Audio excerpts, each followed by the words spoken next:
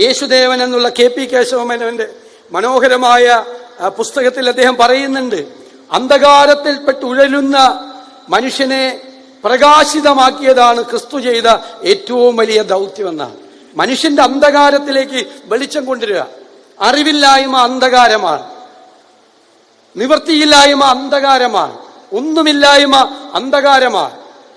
ആ അറിവില്ലായ്മയിലേക്ക് അറിവിന്റെ വെളിച്ചം കൊണ്ടുവരിക, ഒന്നുമില്ലായ്മയിലേക്ക് ഒരുപാട് നന്മകൾ കൊണ്ടുവരിക, തിന്മയുടെ ഇരുട്ടിലേക്ക് നന്മയുടെ പ്രകാശം കൊണ്ടുവരിക.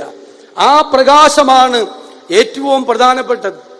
യഥാർത്ഥത്തിൽ ഉൽപ്പത്തി പുസ്തകത്തിലും പ്രകാശത്തെക്കുറിച്ച് ആദ്യത്തെ അധ്യായം തന്നെ പറയുന്നതല്ലേ, ആദിയിൽ ദൈവം ഭൂമിയും ആകാശവും സൃഷ്ടിച്ചു, അല്ലേ? ഭൂമി പാഴായും ശൂന്യമായും ഇരുന്നു, ആഴത്തിന് മീതെ ഇരുളുണ്ടായിരുന്നു. ദൈവത്തിന്റെ ആത്മാവ് വെള്ളത്തിന് മീതെ പരിവർത്തിച്ചു കൊണ്ടിരുന്നു.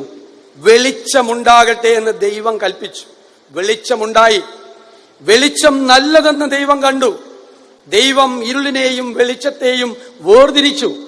ദൈവം വെളിച്ചത്തിന് പകലെന്നും ഇരുളിന് ഇരുട്ടെന്നും പേരിട്ടു. പിന്നെ സന്ധ്യയുണ്ടായി, ഉഷസ്സുണ്ടായി. ഒന്നാം ദിവസം. അതാണ് അന്ധകാരത്തിലേക്ക് വെളിച്ചം പരത്തിക്കൊണ്ടാണ്. ആ പ്രകാശമാണ്.